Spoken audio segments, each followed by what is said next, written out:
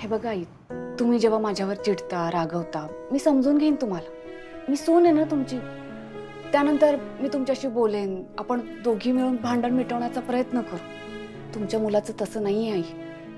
त्यांच्या मते आपली आई चुकूच शकत नाही. आता आपली आई चुकली आहे हे कळल्यावर वाईट वाटतंय त्यांना. मनातनं हल्लेत ते. आई मी काय म्हणते, तुम्हाला जर तुमचं नातं, तुमचं आणि तुमच्या मुलाचं नातं आधीसारखं हवं असेल ना, तर तुम्ही त्यांची समजूत काढा. मी एवढंच सांगायला आले होते, म्हणजे तुम्ही तुमचं भांडण मिटवण्यासाठी सक्षम आहात हे माहितीये मला. मी काय म्हणते, तुम्ही तुमच्या मुलाला समजून घ्या. यावेळेस तुम्ही पुढाकार घ्या.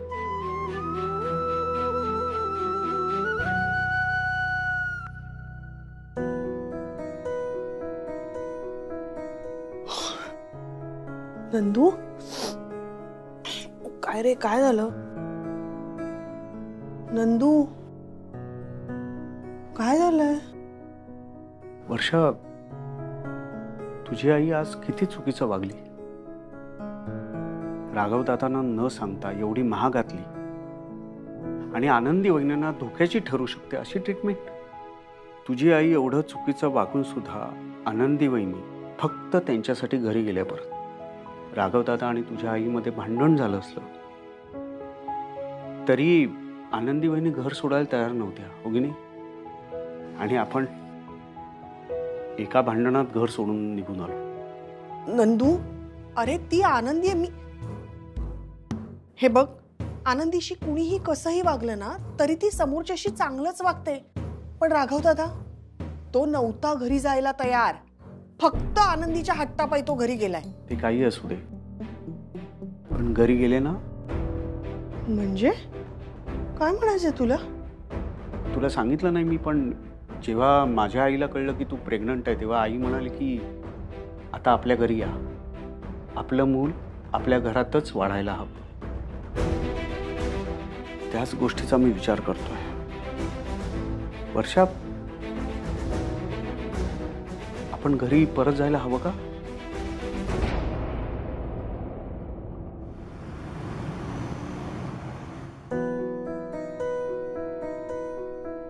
आनंदी, निघतोय आम्ही. हो, तुमची बॅग राहिली आत. हा. राघवा, इकडे इकडे. नाश्ता करून जा. नाश्ता केल्याशिवाय ऑफिसला जाऊ नको. काय आहे, मी आनंदीला नाही सांगत आहे, तिला बरं नाही आहे ना, तर आजपासून नाश्ता मीच बनवत जाईल. म्हणजे एवढा चांगला होणार नाही, पण आई त्याची गरज नाहीये. मी ब्रेकफास्ट ऑर्डर करेन ऑफिस मधून. कशाला रे, उगाच खर्च का वाढवतो? मी बनवत जाईन म्हटलं ना. आता मला त्या आनंदीसारखं छान नाही बनवता येणार, पण बनवते माझ्या परीनं. तुला आठवतं लहानपणी तू किती गोड घाशा होतास? हा, सारखं तुला गोड खावंसं वाटायचं. म्हणजे आंघोळ करून आल्यावर गोड, खेळून आल्यावर गोड, जेवण झाल्यावर गोड. आणि आपल्याकडे काही एवढे पैसे नव्हते तुला गोडाचा घास द्यायला आणि चॉकलेट द्यायला. तर मग मी काय करायची माहितीये का, असं पोहे, साखर, दूध घालून असे छान खीर करायची आणि तुला मी ती खीर खा म्हणून द्यायची आणि तू खायचा. रे बाळा. राघवा, बघितलंस, पुढाकार घ्या म्हणत होतीस ना. घेतला पुढाकार, तोंडावर निघून गेला माझ्या. मी काय म्हणते, एकदा पुन्हा प्रयत्न करून बघा. ऐकतील, बोलून तर बघा. काय माहिती, बघते.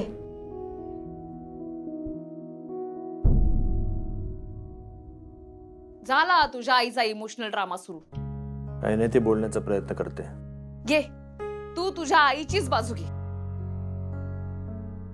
मला एवढंच म्हणायचंय, आपण जेव्हा चुकतो तर आपण बोलण्याचा प्रयत्न करतो ना, तसं चाललंय तिकडे. बोलू दे त्यांना काय बोलायचं ते, काय समजूत काढायची ती काढू दे. मी एकटीनच तुला वाढवलंय राघवा असं त्या म्हणणार, पण तू या सगळ्याला बळी पडू नकोस. राघवा, हे राघवा, घे घे बाळा, घे. खाऊन घे सोन्या, खाऊन घे. ते ठेव इथे, मी खाईन नंतर. घे रे राजा, नको ना राघव असा. हे बघ, माझा उद्देश नव्हता आनंदीला त्रास देण्याचा. काय करू मी? माझं बोलणंच तुमच्यापर्यंत पोहोचत नव्हतं. कित्येकांना बोलण्याचा प्रयत्न केला, कोणी माझं ऐकून घ्यायलाच तयार नाही. तू पण ऐकून घ्यायला तयार नाही. करू काय मी? सांग. माझा राग राग होत होता. आई, राग राग होत होता तर रागवायचं होतंच ना आम्हाला. बोलणं टाळलं असतंस. पण हा काय प्रकार होता? एकीकडे आनंदीची काळजी आहे असं दाखवायचं आणि तिला त्रास होईल, तिच्या जीवाला धोका निर्माण होईल अशी ट्रीटमेंट सुरू करायची. का तर नातू हवाय म्हणून? नाही नाही, तुझं काहीतरी चुकतंय. माझ्या मुलीसारखी आहे रे ती. मी का तिला त्रास देईन राघवा? नाही, वर्षाला मूल झालं नसतं तर असंच वागलंय असते का त्या? मुलगी असणं आणि मुलीसारखी असणं याच्यामध्ये फरक आहे. ठीक आहे, माझ्या बोलण्याचा फार त्रास होतोय का तुम्हाला? मग मी आजपासून बोलतच नाही. बोलणं बंद. हे बरोबर आहे. आत्ता अक्कल आलीये. थांब ग जरा तू. राघवा, तू या सुरात बोलशील माझ्याशी आता? ते काय नाही, ते ठेवते. मान्य आहे. मी जे काही वागले त्याच्यामुळे तुला त्रास झालाय, कबूल आहे मला. त्याच्यामुळे माझ्यावरचा विश्वास उडालाय. आई, हे बघ तसं नाहीये. हा, पण आनंदीच्या बाबतीत तुझ्यावर आता तेवढा विश्वास माझा राहिला नाहीये. मग म्हणून काय सोडून जाणार तुम्ही मला? मला एकटीला सोडून जाणार का तुम्ही? मग मी म्हातारपण कुणाच्या जीवावर घालवू एवढं लांब लचक? राघव त्यांना चांगलंच माहितीये की तू त्यांचा म्हातारपणाचा आधार आहेस, तू सगळं व्यवस्थित करणार. पण त्याचा इथे काय संबंध? उगीच तुला इमोशनल करण्याचा प्रकार सुरू आहे. तुला एवढा मोठा वकील केला मी, कशासाठी केला? की आपल्या कर्णिक घराण्याचं नाव पुढे न्यावं, हाच उद्देश होता साधासा. आणि मग तुला मुलगा झाला तर तो ही परंपरा पुढे चालू ठेवेल. मग मुलगी नाही का करू शकत? आपल्या चिंगीचा या घराशी असलेला संबंध नाकारण्याचा प्रयत्न करते तुझी आई. तू म्हणशील आई आहे ना चिंगी, हो आहे ना चिंगी. चिंगीचं महत्व मी नाकारतच नाही. ती होईल कोणीतरी मोठी, पण शेवटी मुलगी येणार आहे. ती परक्याचं धन आहे ते. हो, मग परक्याच्या घरून तुमच्या घरात आलेल्या लेकींना तरी आपलंसं केलं का तुम्ही? तुम्ही थांबा जरा दोघी.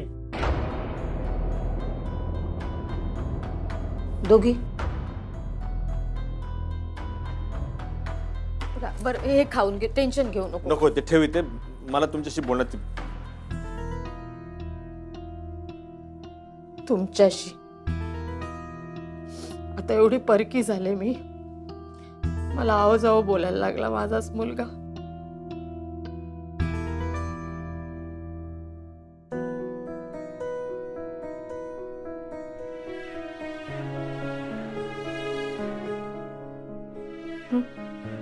आई, तुला सांगितलं मला नकोय.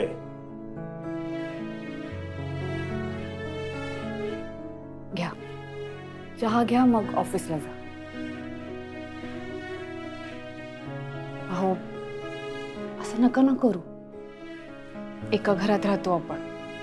आईंवर चिडून कसं चालेल बरं? तुम्हाला एका गोष्टीचा राग येईल, पण तुमच्या अशा वागण्यामुळे ना घरातलं वातावरण खराब झालंय. नका ना चिडू आईंवर. बघा ना, ते प्लीज, मला शांतता हवी आहे. मला माहिती आहे मला सगळेजण समजावण्याचा प्रयत्न करतायत, पण मी आता जो काही निर्णय घेतलाय तो मी माझ्या परीने अंमलात आणणार. मला शांततेत चहा पिऊ दे प्लीज.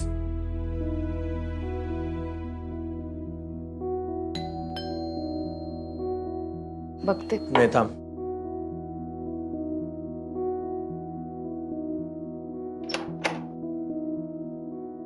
कोण? मला सीसीटीव्ही इन्स्टॉल करायला बोलवलेलं होतं. हा. सीसीटीव्ही नाही, ते खाली जा तुम्ही त्या सेक्रेटरी दादांकडे. ते सोसायटीतले कॅमेरे ना म्हणून. थांब, मी बोलवलंय त्यांना.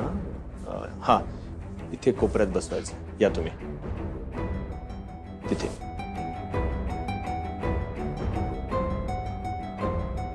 घरात कशाला हवाय सीसीटीव्ही कॅमेरा? तुम्ही दोघीच घरात असणार आहात. मी काय सतत घरी थांबू शकणार नाही तुमच्यासाठी. घरात जे काही घडतंय ते मला कळायलाच पाहिजे. काय बोलताय तुम्ही? राघवा, एवढाही विश्वास नाही करे आईवर? आई, प्रश्न विश्वासाचा नाहीये, प्रश्न काळजीचा आहे. तू काही जाणून बुजून केलेलं नाहीये. ठीक आहे, नशील केलं, पण पुन्हा नातवाबद्दलची तुझी तीव्र इच्छा जागी झाली तर काहीतरी आनंदीला करायला लावशीलच. आणि मगाशीच मी तुला म्हटलंय, आनंदीच्या बाबतीत मला तुझ्यावर आता तेवढा विश्वास राहिलेला नाहीये. मी अजून रिस्क नाही घेऊ शकत. अहो राघव, चांगलं डोकं लावलंस, योग्य निर्णय घेतलायस. आता मजा येणार.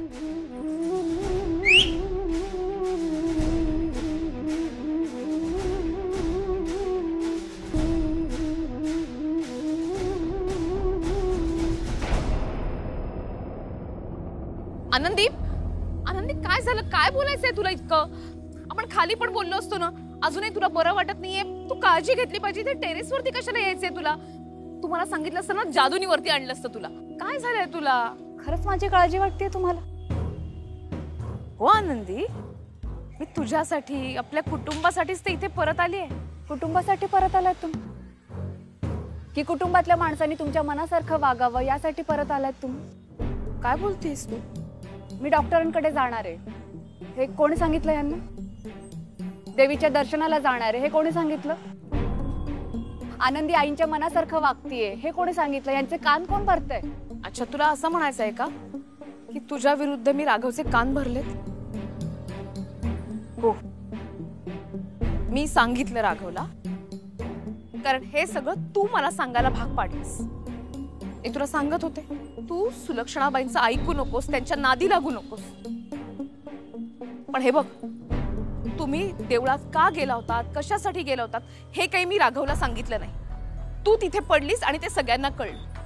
हे तुझ्या जीवावर बेतलं असतं आनंदी, ते मला नाही सहन झालं. आणि म्हणून मी राघवला तुझ्या ट्रीटमेंट बद्दल सांगितलं. अहो मी सांगणारच होते ना त्यांना सगळं. कधी सांगणार होतीस तू? तुझी सासू तुला सांगू देत होती का? नशीब राघवला ट्रीटमेंट बद्दल कळलं, त्याचे साईड इफेक्ट्स कळले, त्यांनी तुला सांगितले म्हणून तुझे डोळे उघडले. कारण सध्या तू सुलक्षणाबाई सोडून दुसरं कोणाचंच ऐकत नाहीस. नशीब राघवचं तरी ऐकलंस तू. बरोबर आहे तुमचं. काय झालंय माहिती का रमाताई, मी पहिल्यांदा ना माझ्या मनासारखं करते, माझ्या मनासारखं वागते. तुमचं सगळ्यांचं ऐकत नाहीये ना मी, त्यामुळे तुम्हाला सगळ्यांना धक्का बसलाय. आजवर मी काय केलं, मी तुमच्या सगळ्यांची मनं जपत आली. पण यापुढे मला जे योग्य वाटेल ते मी करणार आहे. तुम्हाला जर माझ्याशी काही बोलायचं असेल, सांगायचं असेल ना, तर तुम्ही येऊन सांगू शकता मला, पण निर्णय माझा असणार आहे. मी तुमचं ऐकलं नाही म्हणून ह्यांच्याकडे तक्रार केली ना तुम्ही? हा नाही आनंदी, तू माझं ऐकत नाही म्हणून मी का तक्रार करेन? मला खरंच तुझी काळजी वाटत होती आणि काळजीपोटी मी हे सगळं बोलले. अगं, मी खरंच काळजीपोटी हे सगळं केलं. तुला अजूनही शंका येते का माझ्याबद्दल? हे बघ आनंदी, सुलक्षणाबाईंना तुझ्या बाबतीत जे करायचं ते करू दिलं असतं ना, तर माझ्या शेजारी तुझाही फोटो. आनंदी, मी खरंच हे सगळं काळजीपोटी केलं. हो, मला मान्य आहे, मी सांगितलं राघवला, पण मला तुझी काळजी वाटतेय म्हणून. हे बघ मला मान्य आहे, सुरुवातीच्या काळामध्ये आपल्या दोघींमध्ये खूप वाद झाले, पण आता तसं नाहीये ना. मला माहितीये की मी काही प्रत्येक बाबतीत परफेक्ट नाहीये, आणि मला हेही माहितीये की मी काही फार परफेक्ट नाहीये. पण तुझं नुकसान होईल आणि तुझ्यात आणि राघवमध्ये वादविवाद होतील असं मी काहीही वागत नाहीये. जे करते ते तुझ्या काळजीपोटी करते. ते तुला चुकीचं वाटत असेल, पण मी हे सगळं तुझ्या भल्यासाठी करते. आणि पुन्हा असं काही झालं ना तर मी हेच करेन.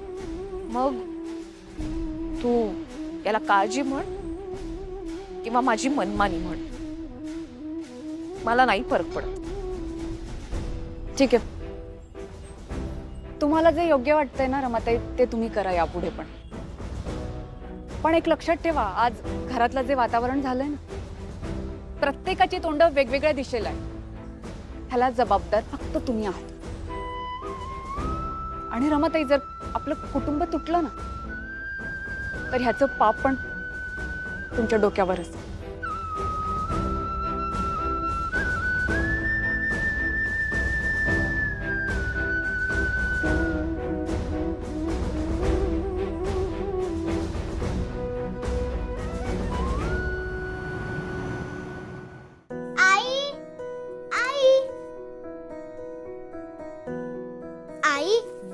तू झोपलीस का?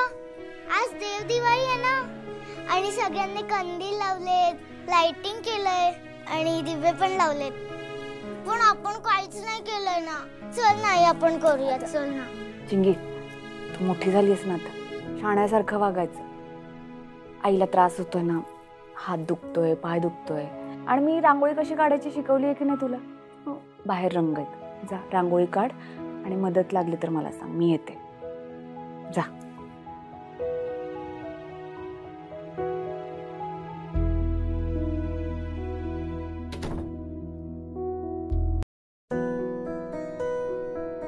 सीसीटीव्ही तर व्यवस्थित लावलाय त्याने, पण मग फोन मध्ये दिसत का नाहीये?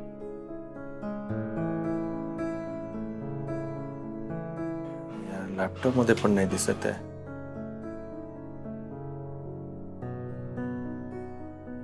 हॅलो, हा, अरे तू इथे सीसीटीव्ही लावलास व्यवस्थित, पण ना ते माझ्या फोनवर दिसतंय ना माझ्या लॅपटॉपवर दिसतंय. मग उपयोग काय? बाबा बाबा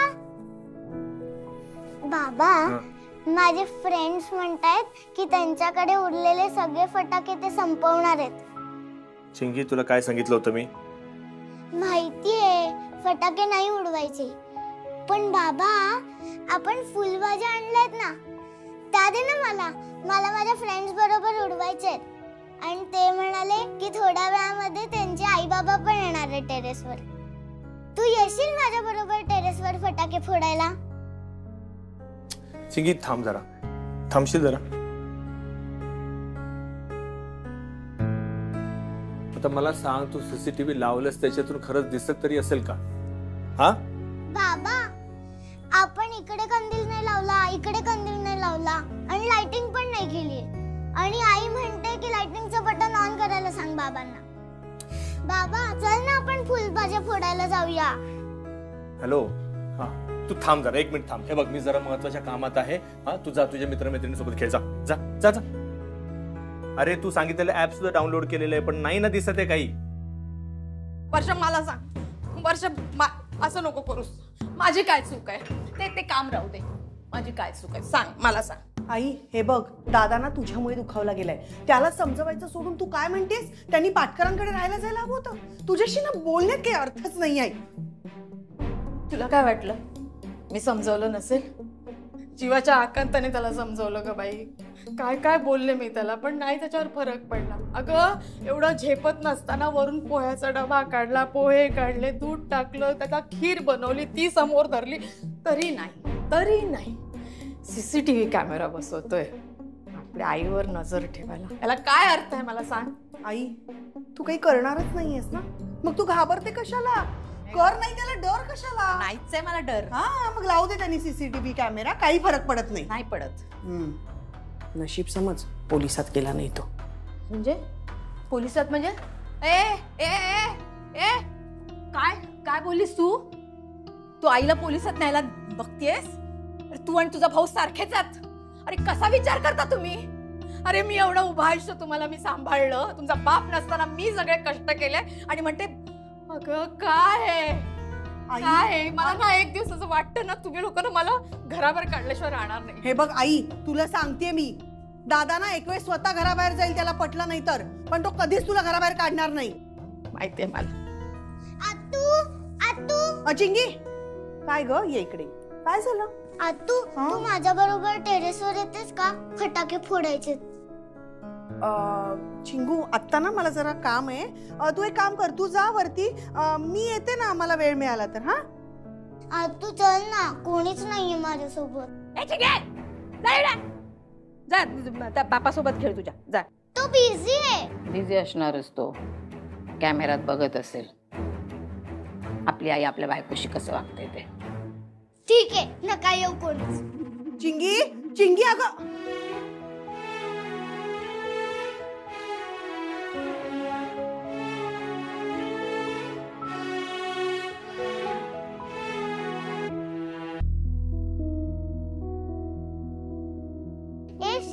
मला तुझ्या फुलभाज्यांमधल्या थोड्याशा फुलभाज्या देशील का रे? नाही मीच फोडणार. अगं चिंगी, तुझी आई कुठे आहे का? सांगितलं होतं ना फटाके फोडायला आई बाबांसोबत यायचं म्हणून. असं एकट्याने बाळा फटाके फोडू नयेत. बाजूच्या बिल्डिंग मध्ये माहितीये काय झालं? हा, त्या मुलाला किती भाजलाय? जा बरं आईला घेऊन ये. तिला लागलंय ना. हा मग बाजूला बसून बघ जा. पण मला पण फटाके फोडायचे आहेत. अहो ही बघा काय म्हणतेय जरा. अगं चिंकी बेटा, अगं फटाके आपण फोडले काय किंवा दुसऱ्याने फोडले, मजा तितकीच येते की नाही? जा बरं तू बाजूला बसून बघ बरं. जा जा जा जा प्लीज प्लीज.